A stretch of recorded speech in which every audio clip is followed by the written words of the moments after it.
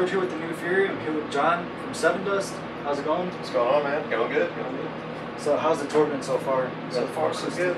We're we're kind of wrapping up almost the second leg now. So we've been in this mode for the first leg was about 6 weeks. This one's about 4, and then we're looking at doing a fall run because we haven't hit.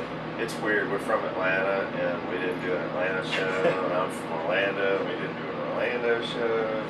So there's a lot of folks down in the Southeast that are a little upset. Yeah. You know, it worked out weird for us though because we always do the Shiprock cruise, and when we got off that cruise, we did a whole string of Florida dates. So Florida actually got shows, but they didn't get them acoustic. They got them electric. So they definitely need to get an acoustic show. So we'll probably do one more short run of this before we give it a rest and kind of hop back into electric mode. But it's been great. It's just different. It's a totally different vibe. It's a totally different atmosphere. Even the actual physical part of the touring, it's weird because when we show up, we hop off the bus and look around and go, oh yeah, that's it. There's nobody else here. We're used to having 3 other bands and all this other stuff that goes along with it. But for us, it's just just us doing the full Evening With. So it's been cool. I mean, I kind of miss having other bands around, but the fans are getting what they've always asked for. 2 things: a lot of songs that they haven't heard, maybe ever, and the whole acoustic thing. This venue is actually one of the fortunate venues. We did the first thing back years ago. We did Southside Double Wide. We played here.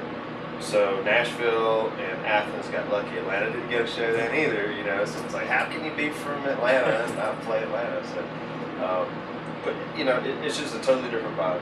It's a totally different year. It's not nearly as physical. We walk off stage and we're ready to go do the meet and greet. You're not having to ice down or shower or do any of that stuff. So, but yeah, I mean the fan reaction has just been over the top.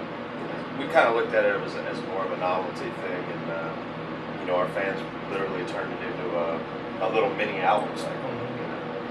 But it's been great. And when you do the next leg, do you think you're going to get an open band or stick with Evening With? Well, the next leg that we're doing, it's kind of weird because the timing on this wasn't perfect because we're still doing a little bit of Blackout the Sun stuff that we're kind of trying to wrap up. So the next run that we do, we shift gears, we go back electric during August. I don't know, whoever thought that was a great idea, It's like, wait a minute, you're sitting on stools. You should be during the hottest time of the year. But either way, we'll do the whole summer thing. We've got a handful of radio shows that we'll do there. I think there's at least 3 bands on that bill. And then once we shut that down and move back into the acoustic thing, I don't know, I mean, we haven't really discussed whether we're going to do the full Evening With, but I think, especially in the Southeast, I mean, Florida's kind of a hot spot for us. There's actually a lot of places down around the Atlanta neck of the woods that are hot spots that we haven't hit. So we'll probably do the same thing again, Evening With, just because a lot of people didn't get to experience it. All the folks are be jealous in Atlanta that New York got the Evening With, and the DVD shoot, which we'll be doing, looking like late September. We'll be going up to Hammerstein. We're going to do what we said we were going to do before the whole Southside thing happened. We wanted to do a full electric show and a full acoustic show and have it be a dual DVD. That was our whole sales pitch, and the labels back then just didn't think that, I guess, DVDs would have been as important as they are now. Because everything's kind of moving away from the CD. The DVD and the live experience is still something that, you can get it, but it's not as easy. It's O's and ones, but more stacks of O's and ones. Yeah, so what gear are you using now for this tour? This tour, gear is easy. It's just a boat full of acoustic guitars. The funny thing about it, though, is you get bored. We were like, when we were in rehearsal, it was like, it'd be kind of cool to have. We always had a delay pedal around. Delay is just kind of a necessity for us. Even when we're just kind of jamming a riff out on acoustic, it's always nice to have a little bit of delay in there just to kind of, give you a little bit of atmosphere. So it started with a tuner and a delay pedal, and then we did prayer, and it was like, oh wow, it'd be kind of cool to have a wah for that. I've never done acoustic wah, so we threw the wah in there. And then, an hour or so later, be like, man, we got an overdrive over there. It'd be kind of cool. Not to really like distort it, but just to give it more or something. So I'm actually probably using more pedals on acoustic than I do during electric, ironically enough. But it's all just kind of like textural stuff. Yeah. We have whammies out there. We use them just for fun. Just because we're Sevendust, You got to have a whammy on the pedal board. So yeah, I mean, the pedal board is actually pretty involved. But that's pretty much what it stayed like the whole tour. Which is basically, it's funny, it's kind of a miniaturized version of our electric, like our flyboards. If we do like a radio show and we're playing on not our amps or something like that, we'll bring these boards. I wouldn't use the overdrive pedal, but always nice to have something, just in case you get a weird amp. We've had some radio shows where, you plug into the amp and like, well, there's nothing that's going to help this. So you just clean it up, turn your overdrive on, and at least you can get through a show. Yeah. Do you guys approach this tour differently than you do with electric shows? Yeah, a little bit. As far as the physical aspect of the playing, it's weird because it's like it's a Jedi mind trick. It's like, oh, it's stripped down, but it doesn't feel that way. It feels it's real hard to explain. I think it's because we have Kurt, one of the co-owners of Architect Studios. He's the guy who did all of our loops and sounds and samples and anything that wasn't guitar or vocal or drums was, put together by him. So we'd sit, instead of doing the whole, hook it up to a machine and play along with the machine and all that stuff, let's bring him out and actually have him play it. Like instead of doing the whole, let's, be on the click and kind of on the grid and doing that whole deal, we wanted to really kind of keep it more organic. There's a handful of songs that we use some of the programming in addition to what Kurt does, but for most of it, there wasn't a whole lot of point in it because he did it anyway, so he could just physically do it. So some nights were a little faster than other nights during certain songs. It's like there's a little bit of give and take and a little bit of push and pull, and it's cool because it's a lot more human that way. But for us, I don't know, it doesn't feel like you're as exposed, but you definitely are. It's like, wow. It's changed my practice regimen. Instead of practicing full out distorted and all that stuff, I actually practice more with a clean tone, just kind of where you can really hear it, not having to press on the ears so much. But, call me crazy. I mean, I would have thought that at this point on the second leg of the tour that the vocals would have been more of an issue than they have been, but the voice has been good, It's weird. For me, it's easy, but for John and for Clint, they're really having to stretch out for some of these parts.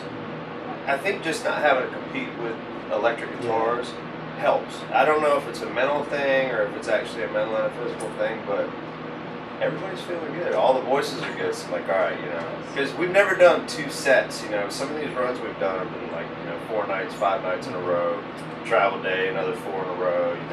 We've done 9 shows in 10 days at one point, and when you're doing 2.5 hours worth of music, you're like, all right, we've never done this before, so let's be careful that we don't blow anything out. But if anything, I think it's making us a little bit stronger. It's cool. We got a chance to do. When we started this run, Stain asked us if we go out and support them for. I think it was 2 shows that we ended up doing. And we were like, cool, man, we're full on acoustic. And they're like, no way, man, you got to be electric for these shows. So we're like, oh, man, but we're not in that mood. They're like, just do it for those 2 shows. So we did, so it was weird.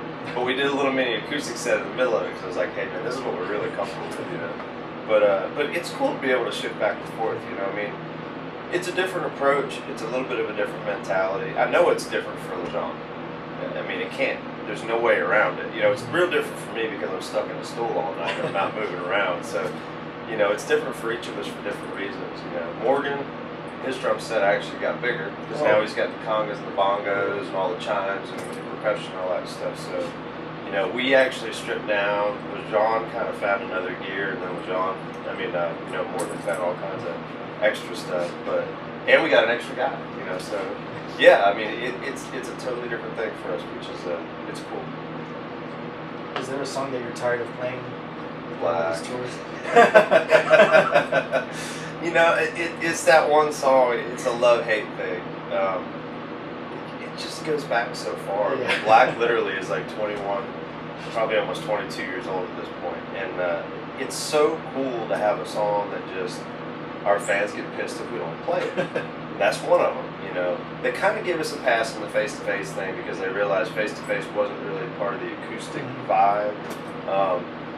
But with Black, there's no excuse because we did it on the record. So it's like, okay, all right. And it's the last song of the set, you know, so we're like, all right. But it's a bittersweet thing, you know, because for us, it's not that you get tired of it, but you do get tired of it a little bit, you know. So every now and again we give it a break and we put Bitch in there. As long as we do a couple of the songs off the first record. You know. We try to go around and represent, you know, what we're feeling at that point in time. You know, for the acoustic stuff, we were really kind of dialed into most of the stuff that, you know, there was a discussion about doing stuff off Alpha and Next and Hope and Sorrow. And, you know, with that short window of stuff, we were looking at it going, but there was so much cool stuff that we did with Clint. Like if we were missing stuff, like with the electric set, perfect example, you know, there's always going to be one or two off Next, and Clint's usually the one who's picking them, putting them in the set. He's putting the Alpha songs in, he's putting the Next songs in. But for this stuff, there was so much stuff that he had done that was in that vein, you know, the Angel Sons, Christmas Day, Skeleton Song, those kind of things. That it was just like, we had so much fun revisiting all that old stuff that we hadn't done in, I mean, a decade, you know, since we did the acoustic thing. More than a decade. I mean, it's been 11 years since we did that, and that's when it was, you know, just kind of a, let's just see if we can do this.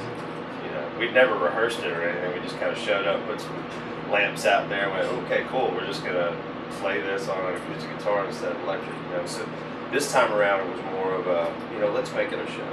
Let's really kind of dig into it, kind of figure out part-wise. You know, you don't have to do the same thing that you would do on the electric that you do on acoustic. You do something totally different. So that's what we did. You know, we just kind of took it somewhere else. So what was your first guitar? First guitar. I had an old acoustic that broke a string, and I couldn't get anybody to help me change the damn thing. You know, and I mean, I was useless. I was like, I knew how to make like one chord, sort of. Couldn't get the string changed, and nobody would help me out. So I ended up becoming a drummer for, I don't know, about 20 years. But my first real acoustic, real electric guitar was an Ibanez. It was an Ibanez 550, an RG 550. I think I got it for about $250. It was used. It had an amazing neck. Still one of those necks. Like to this day, I'm hunting that neck and I can't find it. Even on the new Ibanez guitars, I can get close, but I can't find that one. It didn't sound that great, but it played. It was unreal. But that was my first legitimate, real, okay, let me figure this out, guitar. What about your first tattoo? First tattoo, jeez. First tattoo started here. I started kind of sleeving and going this way, and then I went over to this side and did the same thing, and it kind of went down in sections. So, yeah, top left over here, and continuing. You know, 23 years in, and I'm still going. Right, so do you guys think you're going to do another acoustic album after this one? You know, if we do, I don't think it'll be super soon, or it's kind of a weird thing because it's like, I know instinctually we're all kind of like, no, we don't want to do what we just did. But at the same time, it opens up an avenue where I don't know if we would do another record, but I won't say that there won't be at least one or two of these kind of moments on each record from here on out.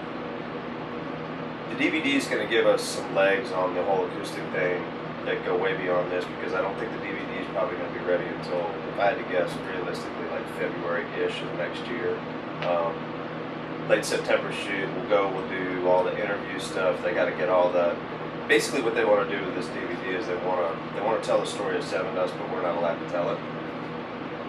So they're doing fan interviews, and they're interviewing, you know, a lot of our peers, you know, like the Tommy Lees and the Dave Draymonds and the, you know, Mark Tremontis and things like that. They're going to go to those folks and, you know, ask them whatever they're going to ask. They won't even tell us what they're asking. We're like, hey man, we've known these people a long time, man. It's going to be cool. We're going to get punked. And we're like, hey, you know, you never know. So for us, you know, having that thing come out in 2015, I know how our fan base is, you know. Not that we would get behind it and do another acoustic thing to support it, but, you know, if there's enough of a case for us to continue to do it occasionally, I'd love to be able to kind of just shift gears and do a record, take the Sevendust thing out, and then just pick 10 cities, you know, during a gap somewhere, and go out and do the acoustic thing for 10 days, because it's so easy for us just to kind of throw it in the trailer and get the bus and go now that we've got it dialed in. And it's a lot of fun, you know. It's not something that we, you know, it's a struggle or a strain to do, you know. As long as you're smart about how you route it and all that stuff, you get in, you have a good time with it. So, you know. But I don't know about a dedicated record, because I know that the dual DVD will end up being a dual CD too. So you're going to get the live. You know, you'll have Southside Double Wide, which was all live. Then you'll have the studio acoustic thing, and then you'll have another, you know, Blu-ray option. Which, I mean, realistically, I think they're going to shoot. They've already shot. They've been shooting for about 3 weeks now. They've shot everything that we've done for about 3 weeks, so we'll be doing at least the full 2-hour, 15-minute, probably set. I don't know what time constraints are on Blu-rays and things like that, but you know, they could make it a record. They usually do. They did on Southside. They offered it as a CD. It was weird the first time I saw it. I was like, oh, that's the DVD. It was like, no, it's the CD. And I was like, no, man, that's the DVD. And I looked at it and went, wait a minute. This is a CD of the DVD. It was like, yeah. So there'll be that, you know. So, I mean, it's cool to finally be able to kind of throw that out there, because it's something that our fans have really, really been asking for. We did a live DVD, sort of, on the Retrospect 2, but it kind of focused on the Alpha record, and Clint wasn't in the band. So, you know, for us, it's important to get all that early old Sevendust stuff, all the new stuff, all the acoustic stuff, get it all live, get it in one spot. So, but there would most likely be a CD that will accompany that, I would guess. What do you guys do to stay in shape while on tour? Everything. I mean, you name it. Everyone's got their own different thing. For Clint, he's into CrossFit. For me, I'm the classic ectomorph, so if I do that, I disappear. You know, I'm the guy who has to like barely move and eat like crazy to gain a pound. So as much and as fun as CrossFit seems, I look at it. I did a whole version, not CrossFit, but I did a lot of cardio-based stuff last year, and I lost way too much weight. But I got real healthy and I got real thin, but I was just a little too thin. So for me, it's more about trying to go that way. You know, and doing it instead of just pounding, you know, Burger King and McDonald's, you know, and stuff like that. Trying to do it more health, you know, related. But yeah, I mean, everyone does their thing. LeJean's got his, you know, he goes through and does a little workout every now and again. Clint's the one who's probably the most serious about the CrossFit thing right now. He's really, really into CrossFit, and you know, he's loving it. Vinny is kind of coming back a little bit from an injury, so he's pressing some weights, but he's been ordered to do some light weights. He pulled a muscle out of his back, pulled it off the bone somehow or another. So I'm not real sure how that happened. Especially sitting in stools. Yeah. This is an acoustic tour. How do you end up with an injury like that? You know. But he did something. Literally, it was gym related, of course. You know, doing a move that he wasn't accustomed to. He did it, and then he went to a chiropractor that I think messed him up even worse. So he took something bad and really, really made it worse. But anything. I mean, sometimes if there was no gym on a day like today, we might just come in and, you know, we've got the P90X. There's always that option. You know, you can always do push-ups until your arms fall off, which sometimes happens. Is there anything else you want to say? No. I mean, we're just, you know, for us, we're just enjoying this acoustic thing. You know, finally. I mean, it's cool to be able to put it kind of to rest for us, because it's something. I hate when we talk about stuff and just it takes forever for it to get done. Because people are like, yeah, whatever. You told me that 3 years ago you said you were doing acoustic record. I'm like, no, we really are. And then we looked at it and went, wait a minute, it's been 11 years. How do we lose 11 years? You know, but you just get busy doing stuff. So for us, we're like, okay, we did, and we said what we were going to do. And then with the dual DVD, that's something that had kind of started all of it way back in the day. So to be able to have that on deck was cool too. It's a cool year. We're tidying up all the stuff that we promised. You know. So now our fans don't have anything more to ask from us. Thank you for talking to us, though. Absolutely. Thank you guys for watching.